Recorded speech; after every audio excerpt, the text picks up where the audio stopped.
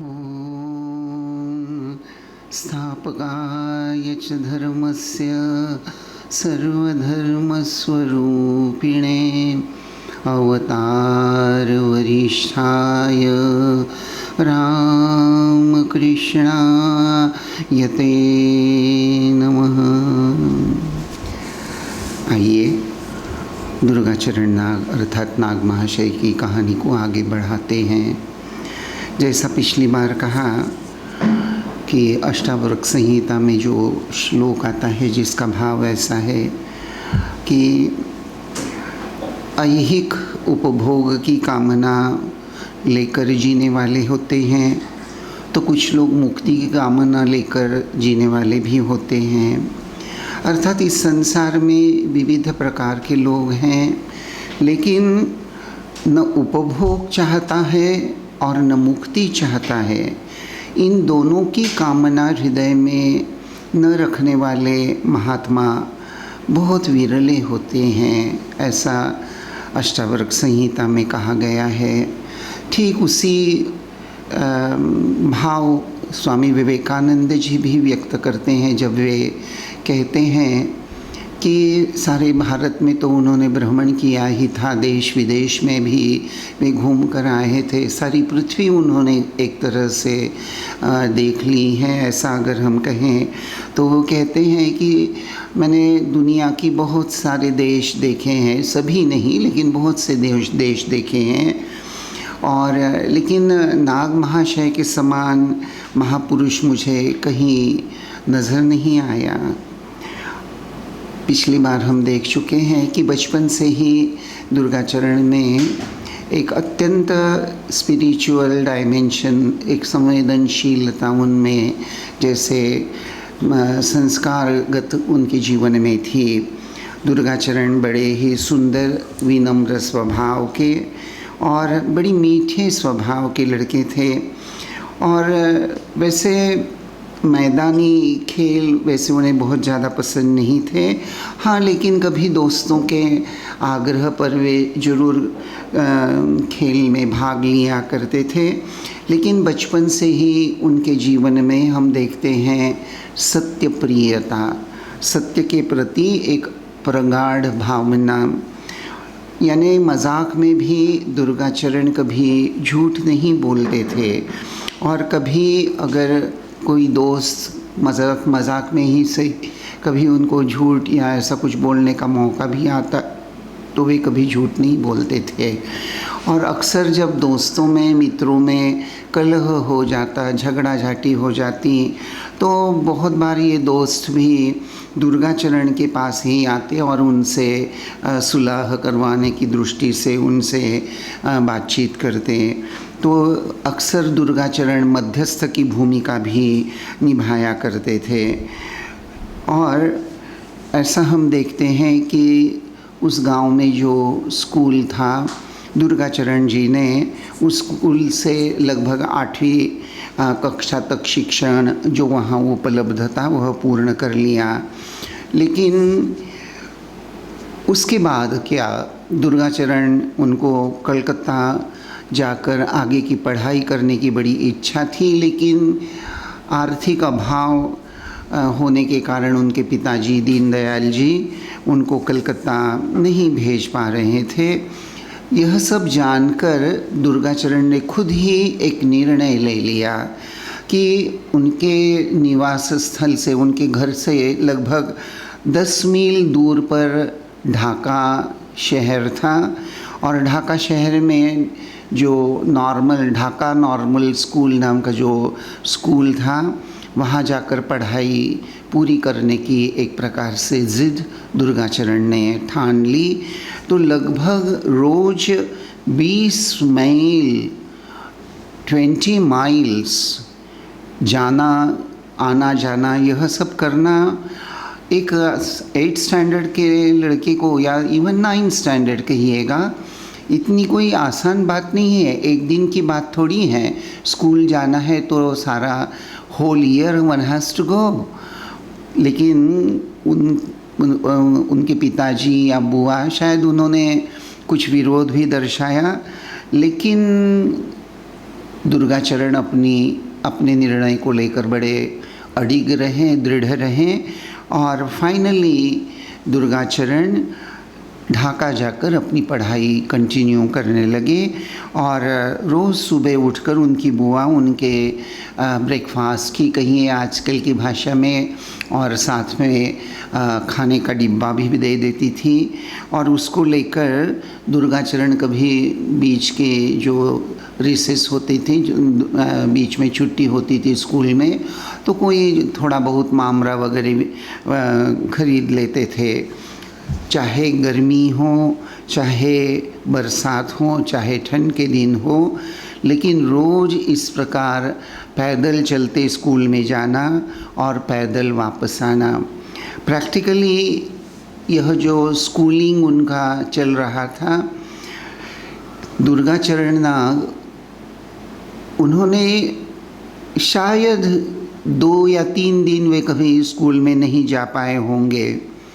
एक तरह से हम यह बोल सकते हैं कि दुर्गाचरण जी के अंतःकरण में ये जो ज्ञान पिपासा थी वह बड़ी प्रचंड स्वरूप की थी।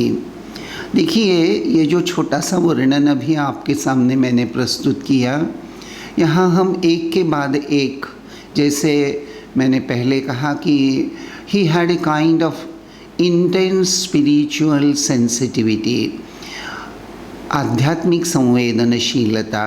दूसरी बात सत्यनिष्ठा। तीसरी बात, जो कुछ भी निर्णय लेंगे उस पर अटल रहना, दृढ़ रहना। चौथी बात हम देखते हैं ज्ञान के प्रति ये पिपासा, ज्ञान पिपासा। तो ये 4 बातें इन दुर्गाचरण नाग उनके जीवन में शायद बचपन से ही बड़े सक्रिय नज़र आती हैं। ऐसा वर्णन आता है कि दुर्गाचरण नाग बड़े नीडर भी थे। एक बार जब वे स्कूल से वापस आ रहे थे शाम को, तो रास्ते में निश्चित रूप से अंधेरा हो गया था और ऐसा कहते हैं कि किसी भूत ने उनका पीछा किया।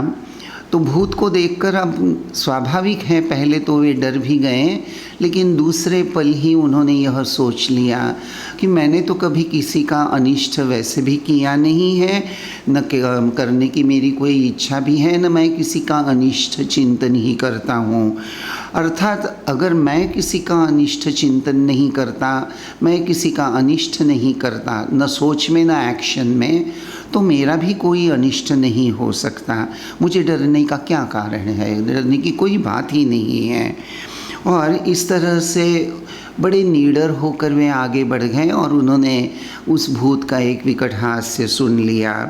तो यहाँ हम देखते हैं यह नीडरता, एक प्रकार का यह नीडर जो भाव है। वैसे यह नीडरता, यह दृढ़ निश्चय की बात आध्यात्मिक जीवन यापन करते समय बहुत बहुत महत्वपूर्ण मानी जाती है। क्यों? देखिए, अगर हम कोई बात सोचते हैं कि मैं ऐसा करूँगा, तो बहुत बार हम सोचते तो बहुत अच्छा है, लेकिन उसको जब इम्प्लीमेंटेशन के लेवल पर ले आना है, उसको अपने दैनंदिन जीवन में आचरण में लाने का जब प्रश्न आ जाता है, वह बात आ जाती है, तो हमारा जो निर्णय होता है कि मैं ऐसा करूँगा, मैं वैसा करूँगा, वो ढीला हो जाता है। वहाँ स्ट्रॉन्ग विल पावर का अभाव हो जाता है।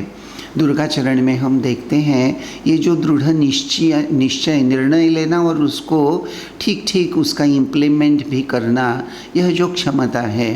तो दूसरी तरफ साधक के जीवन में कभी कभी यह निडरता अर्थात विघ्न बाधा तो मनुष्य के जीवन में भी और साधना जीवन में भी अवश्य आने ही वाले होते हैं।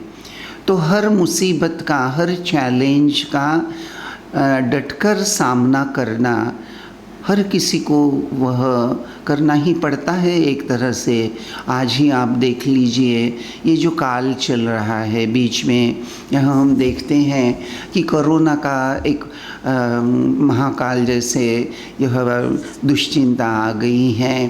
प्रकोप हो गया है, लेकिन इसका तो हमको सामना करना ही पड़ेगा। डर कर भागने से तो कोई बात नहीं बनेगी। तो चाहे लौकिक जीवन हो चाहे आध्यात्मिक, और विशेषतः आध्यात्मिक जीवन में यह नाना प्रकार की बाधाएं आती हैं, तो उनका तो सामना करना ही पड़ता है। और हम देखते हैं कि दुर्गाचरण की यह जो ज्ञान पिपासा थी, इसको देखकर और उनकी यह ज्ञान प्राप्ति के लिए हर प्रकार के प्रयास करने की जो तत्परता है, जिसे देखकर उनके स्कूल के एक शिक्षक थे, उनको वो बड़ा अच्छा लगा और उन्होंने बिना मूल्य उनके निवास की और भोजन की व्यवस्था करने की बात जब उठाई, तो बड़ी ही विनम्रता के साथ दुर्गाचरण ने उनको अपना नकार जता दिया।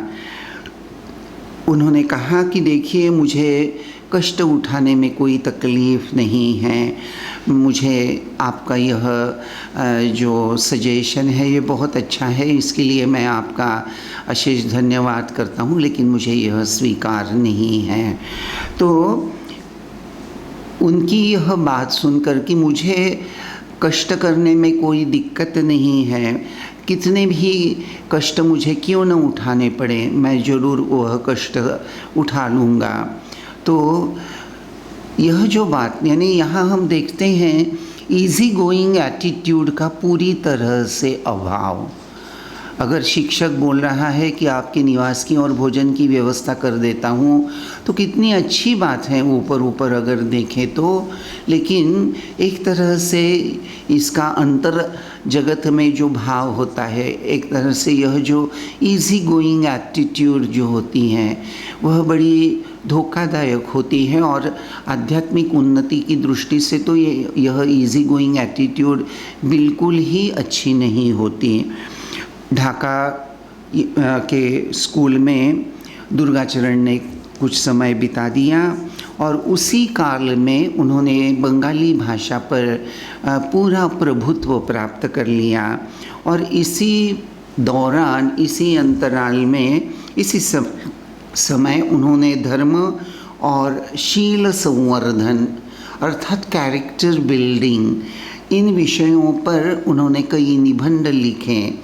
और जब दुर्गाचरण नाग महाशय जब कलकत्ता में डॉक्टरी यानी वैद्यकीय अभ्यास करने के लिए जब वे कलकत्ता गए, तो बच्चों के लिए उपदेश इस शीर्षक से उन्होंने ये सब निबंध अपने खर्चे से एक तरह से उसका पुस्तक के रूप में प्रकाशन कर लिया, उसको छाप लिए थे। 15 वर्ष के थे जब नाग महाशय, तो उनका 11 साल की एक लड़की से विवाह हो गया। उस काल में यह बाल विवाह की प्रथा ही हमारे भारत में बड़ी प्रचलित थी। एक तरह से उसी का यह परिणाम था कि दुर्गाचरण नाग उनका विवाह बहुत कच्ची उम्र में ही एक प्रकार से हो गया। और फिर वे कैंपबेल मेडिकल स्कूल में अध्ययन करना उन्होंने प्रारंभ किया और 1.5 साल तक उन्होंने वहाँ अध्ययन जरूर किया परंतु किसी अज्ञात कारण ही उन्होंने वह पढ़ाई आधे में ही छोड़ दी। और उसके बाद में कलकत्ते में ही एक विख्यात डॉक्टर थे श्री बिहारी लाल भादुरी, तो उनके यहाँ उन्होंने होम्योपैथी सीखना शुरू किया और इस क्षेत्र में उन्होंने काफ़ी अच्छा यश प्राप्त कर लिया। और रोग का डायग्नोसिस करने की एक बहुत ही उनकी इंट्यूटिव पावर बोल सकते हैं, एक आंतरिक प्रेरणा को लेकर वे यह इलाज का काम किया करते थे।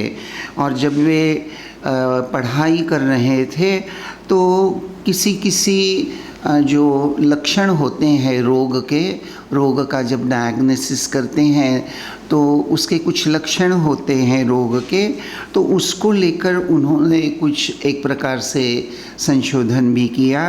और सबसे बड़ी महत्वपूर्ण बात कि यह जब वह वैद्यकीय सेवा किया करते थे तो इसके बदले में वे कोई निश्चित पैसा कुछ मोबदला नहीं लेते थे।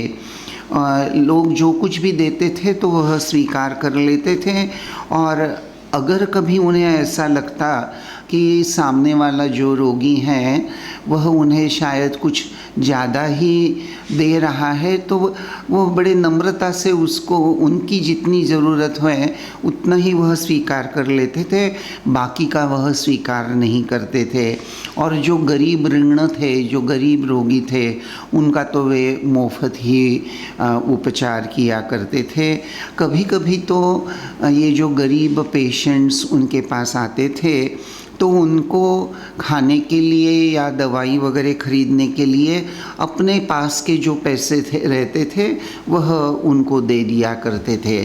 स्वाभाविक है, यह तो जगत का एक नियम ही है कि जगत में जब हम देखते हैं कि कोई इंसान इतनी दया दृष्टि, इतना एक सेवा भाव लेकर जी रहा है, तो बहुत से लोग ऐसे होते हैं कि इसका गैर फ़ायदा तो उठा ही लेते हैं। तो उस ज़माने में भी यही होता था। दुर्गाचरण का यह सरल आचरण, उनका यह सेवा भाव, इसको लेकर कुछ लोग उनका गैर फ़ायदा तो लिया ही करते थे।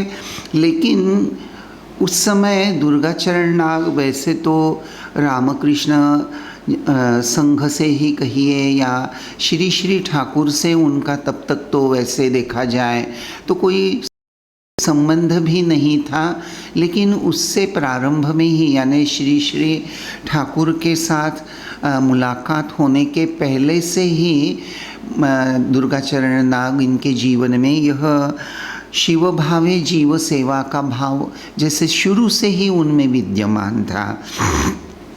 दुर्गाचरण साधारणतः अधिक कलकत्ते में ही रहा करते थे, और जब भी कभी वे अपने घर वालों से मिलने के लिए, बुआ से मिलने के लिए वगैरह अपने गांव में जाते थे तो एक बड़ी अजीब सी बात महसूस होती है।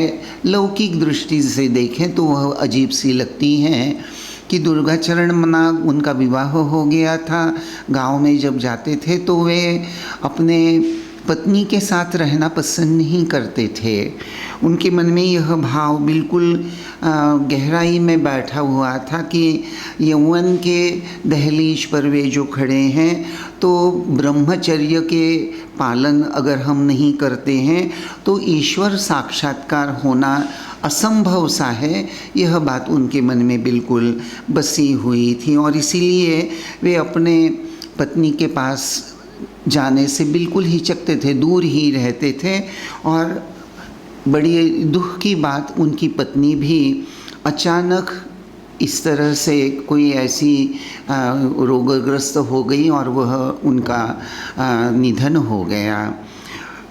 अपनी पत्नी का मृत्यु संवाद जब कलकत्ते में दुर्गाचरण नाग को मिला तो उनको स्वाभाविक है दुख तो जरूर हुआ, और उसका परिणाम यह था कि वे ज़्यादा से ज़्यादा समय शास्त्र अभ्यास करने में और ध्यान धारणा करने में बिताने लगे।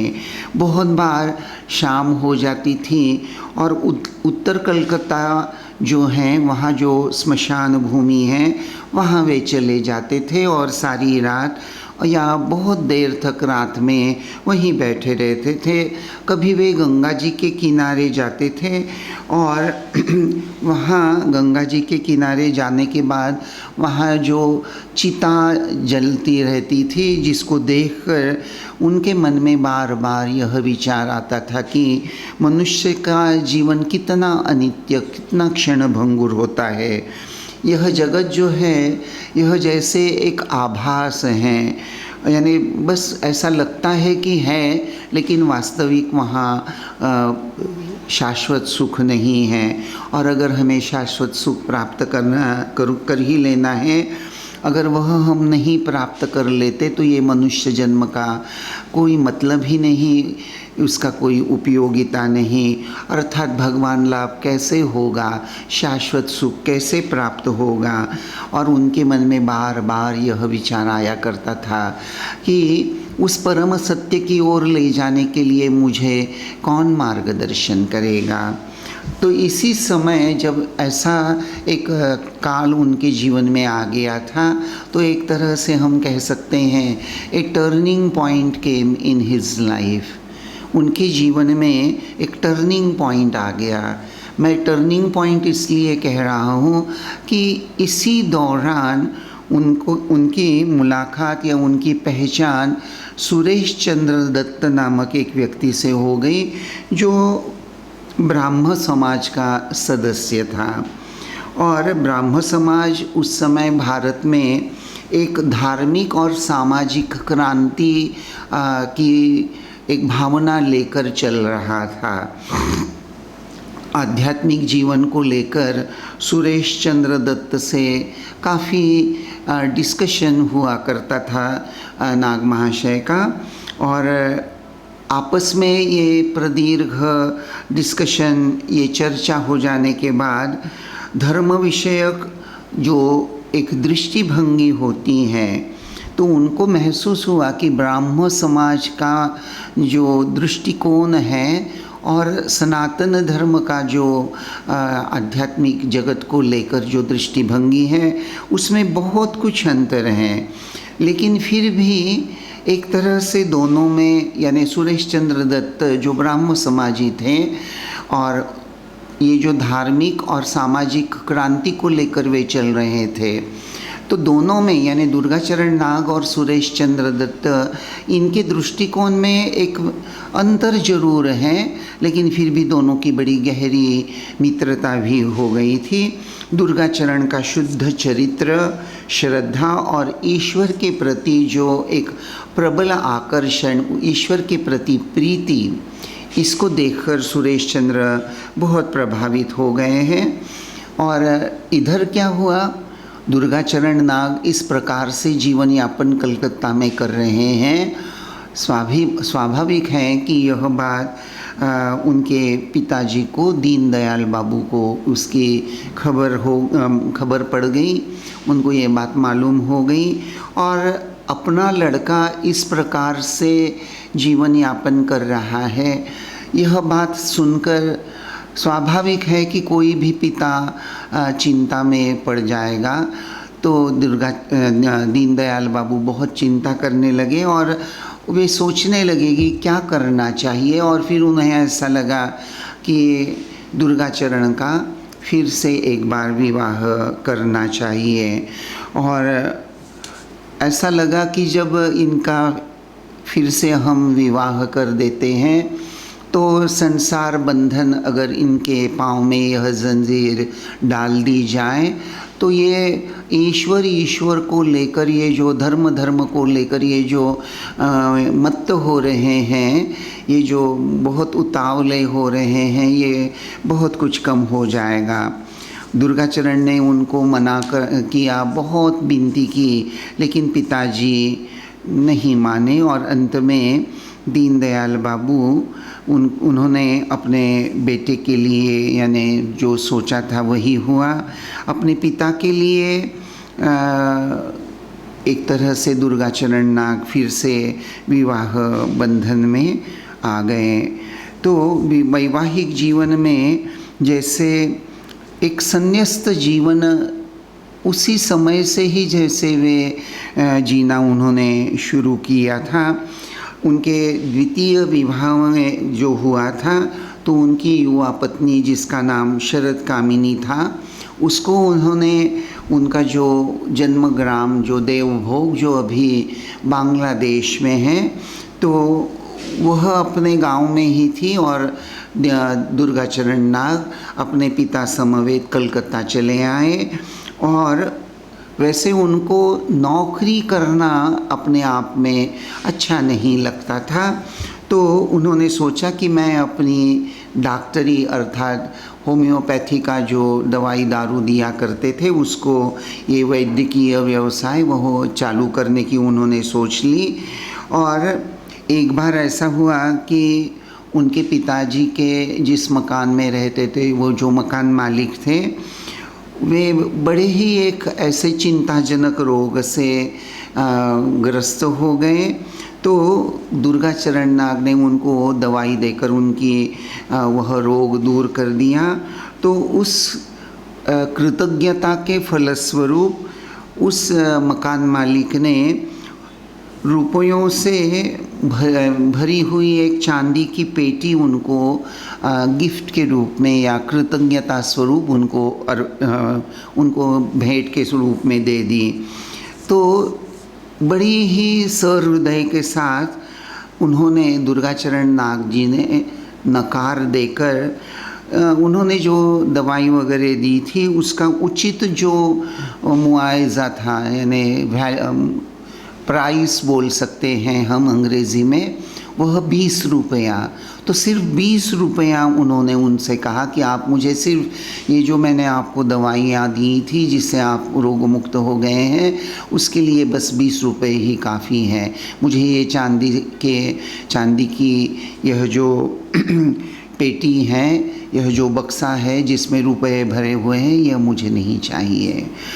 देखिए किस कदर एक निस्पृहता रुपए पैसे को लेकर, कितनी एक प्रचंड अनासक्ति, एक तरफ वैवाहिक जीवन के प्रति अनासक्ति, तो दूसरी तरफ रुपया पैसा, अर्थात यह अर्थ या जिसको एक तरह से हम कह सकते हैं अभ्युदय, प्रॉस्पेरिटी। लेकिन ये रुपया पैसा, इसको लेकर कोई प्रलोभन, कोई लोभ उनके अंतःकरण में नहीं होता था। कितनी सुंदर बात है। आध्यात्मिक दृष्टि से अगर आप चिंतन करें तो वैसे उस समय दुर्गाचरण नाग बहुत बूढ़े हो गए थे, ऐसी बात नहीं है। He was a young man. वैसे देखा जाए तो उस उम्र में तो नाना प्रलोभन प्राप्त करने की इच्छा मनुष्य में होती है, और नाना प्रलोभनों को प्राप्त करने के लिए रुपया पैसा तो ज़रूरी होता ही है। अगर इस बात को भी अगर हम छोड़ दें तो भी रोटी कपड़ा और मकान, यह जो मूलभूत आवश्यकताएं होती हैं, उसको लेकर तो थोड़ा बहुत पैसा हर एक को प्राप्त करना ही पड़ता है। लेकिन दुर्गाचरण नाग के जीवन में हम देखते हैं कि धर्म के विरुद्ध कोई भी बात अगर हो तो वह उनको कभी स्वीकार करने की उनकी भावना नहीं रहती थी। अगर कोई ज़्यादा पैसा देने का प्रयास भी करता था तो उनको ऐसा लगता था कि ये मेरे द्वारा अधर्म हो जाएगा। और ईश्वर सत्य स्वरूप हैं, और गलत मार्ग से अगर कोई अर्थार्जन भी करता है या गलत मार्ग से सुख प्राप्ति की कामना को अपने हृदय में धारण कर लेता है, तो ऐसा मनुष्य वह आध्यात्मिक अनुभूति को कभी नहीं प्राप्त कर सकता। यह विचार दुर्गाचरण नाग उनके अंतःकरण में उस समय भी, यानी यंग एज में भी उतना ही प्रबल था। वैसे देखा जाए तो साधक का जीवन कभी भी बहुत आसानी से सीधी राह पर, मुझे लगता है शायद कभी नहीं चलता। आध्यात्मिक जीवन तो उसमें विघ्न बाधाएं तो आती ही रहती हैं। बहुत बार बड़ी भगवान शायद बड़ी कठिन और बड़ी एक तरह से बड़ी भारी परीक्षा भी कभी कभी शायद भगवान लेते हैं। लेकिन अगर साधक अपनी साधना को लेकर निष्ठावान रहता है तो भगवान भी निश्चित रूप से सहायता करते हैं। जब समुद्र शांत होता है तो उस समय नाव को खेवना वैसे कंपैरेटिवली आसान होता है, लेकिन जब हवा धुंध चलने लगती है, तूफ़ान आ जाता है, तो उसी वक्त एक अच्छा जो नाव चलाने वाला होता है उसकी परीक्षा तो उसी समय होती है। जब वातावरण शांत रहता है तो उस समय ठीक से नाव चलाना और अपने डेस्टिनेशन पर पहुंच जाना कोई बड़ी बात नहीं। लेकिन जब तूफ़ान आता है तो उस तूफ़ान में भी न भटकते हुए अपने गंतव्य स्थल पर अपनी नाव को ले जाना एक अपने आप में बहुत बड़ा काम होता है। दुर्गाचरण उनके जीवन में हम यह देखते हैं कि उनकी अपने आदर्शों के प्रति जो एक निष्ठा थी, तो वह निष्ठा उनका एक तरह से हमेशा रक्षण ही किया करती थी। चाहे वह विवाह हो तो चाहे वह पैसा हो, हर तरह से प्रलोभन से मुक्त होकर एक निष्ठापूर्ण जीवन जीना, इस निष्ठा के आधार से ही आदर्श पर एक बहुत सुंदर अटल विश्वास, यानी स्वामी विवेकानंद भी अक्सर ये बात कहा करते थे कि मनुष्य के जीवन में एक उच्च ध्येय होना चाहिए और उस ध्येय को प्राप्त करने की हृदय में एक आंतरिकता होनी चाहिए। वह अपना जो ध्येय है उसको प्राप्त करने की एक बहुत एक जिसको हम कहते हैं आध्यात्मिक स्पृहा, वह होनी चाहिए। दुर्गाचरण नाग में यह हम देखते हैं कि ईश्वर साक्षात्कार के लिए उनके अंतःकरण में यह भावना बड़ी तीव्र थी। नाम, लौकिक, काम, क्रोध, ये सभी आध्यात्मिक उन्नति में निश्चित रूप से बाधाएं निर्माण करते हैं। जीवन में कदम कदम पर ये सब बातें विघ्न बाधा लेकर तो आते ही रहते हैं। और इसके लिए क्या करना चाहिए, तो हम जो इन बाधाओं को अतिक्रमण करने की दृष्टि से अपना सामर्थ्य जो लगाते हैं, तो अपने आप को आध्यात्मिक दृष्टि से शक्ति संपन्न करना यही उपाय होता है। जब कभी जो वनराज होता है, शेर जो होता है, वह अगर पिंजरे में फंस जाता है और पिंजरे में फंस जाने के बाद वह कितना ही चिल्लाए, कितना ही वह अपने आप को छुड़ाने का प्रयास क्यों न करें, लेकिन वह छूटता नहीं है। तो उसी प्रकार दुर्गाचरण नाग जो हैं वे अपने आप को इस प्रकार से जो संसार रूपी पिंजरे में वे जो अटक गए थे, वहाँ से अपने आप को छुड़ाने का वे बहुत ताकत के साथ प्रयत्न करने लगे। मुक्ति के लिए उनके प्राण जैसे बहुत तड़प रहे थे। और उसी समय किसी साधु ने उनको कहा कि कितना ही प्रबल विश्वास और अनुराग ईश्वर के प्रति क्यों न हो, जब तक तुम विधि पूर्वक दीक्षा लेकर साधन भजन करने के लिए तत्पर नहीं होते, ईश्वर दर्शन होना संभव नहीं। तो किसी साधु ने दुर्गाचरण नाग को यह बात बता दी। तो उत्कट भक्ति की, भगवत प्राप्ति की व्याकुलता जब हृदय में जागती है, तो ठाकुर श्री श्री रामकृष्ण देव एक उदाहरण देकर कहा करते थे कि सूर्योदय होने के पहले आकाश में पहले एक लालिमा आ जाती हैं। तो ठीक उसी तरह से जब अंतःकरण में भगवत प्राप्ति के लिए जब व्याकुलता आ जाती हैं, तो भगवान भी अपने भक्त को प्रतिसाद देते हैं, रिस्पांस देने लगते हैं। यह बात मैं अगले प्रवचन में आपको कहूँगा। आज बस यहीं तक। ओम शांति शांति शांति। हरि ओम तत्सत। श्री राम कृष्णार्पणमस्तु।